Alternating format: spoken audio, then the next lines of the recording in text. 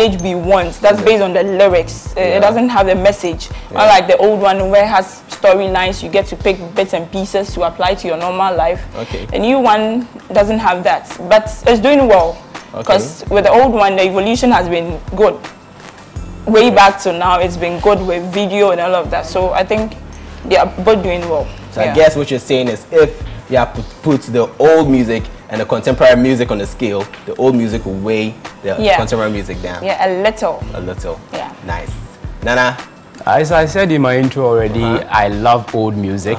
I think if they add a little bit of touch, rebranding, maybe new videos, it would do way better than the new kind of music, the dance halls, because Ghana, we should be identified with our own kind of music, and that's high life. Heritage, isn't it? And maybe a bit of hip life. Sure. Sweet. Okay, so tell me, since you are both talking about the content, I want us to go deep down into that.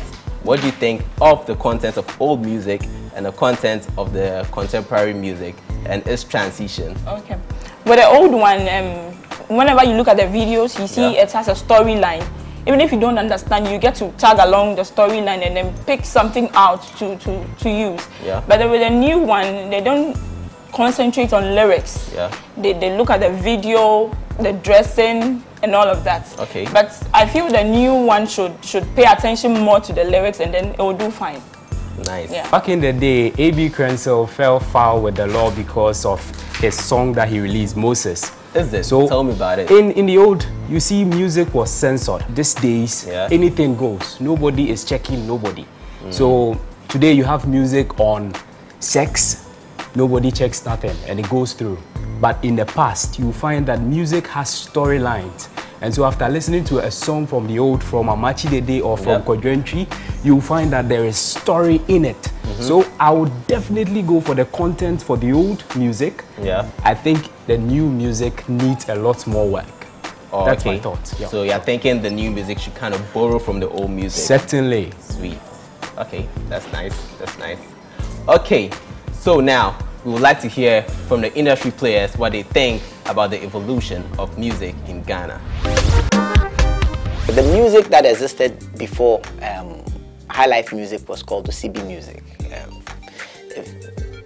Nyom Kro and all those type of songs. And then during high life, during independence, the white man taught the Ghanaian how to use the horns and electric guitars, and music was transposed in the Ghanaian way, using the Ghanaian rhythm. And the people that played this type of music, they played it for big people, rich people, big band. And then people who could not go and see said, hey, these people are living a very high life. So the word high life came. People like Lidiodu, George Dakun, Ben Brakun brought in Boga high life. And around that time too, reggae music had taken over the world. And so it gave birth to also the same crop of people from Kodwentri to Amachi Dede, Daddy Lumba. You can see that they also played high life music that had very, very intensive reggae rhythm in it. Hip life music, as you can see, was also a fusion of the newfound hip-hop sound and Ghanaian music and Ghanaian philosophies. But 10 years after that, now the music that we play, you can see that a section of the people are trying to find their way back to the Afro music, which is African music, and some people are also becoming more entrenched in the American type of music because American music has become the world sound. So if you ask me to tell you what type of music we play in Ghana now, I would say, I don't know. My name is Ochame Kwame, and this has been the journey. Okay, back to the beautiful and the handsome. Sure. Great. What do you foresee in the future of Ghanaian music? Well, the fusion of the newest thing, that's the Afro beat, and then the dancehall. I'm looking at upcoming artists having room for improvement. They being experimented and then having to see what they have.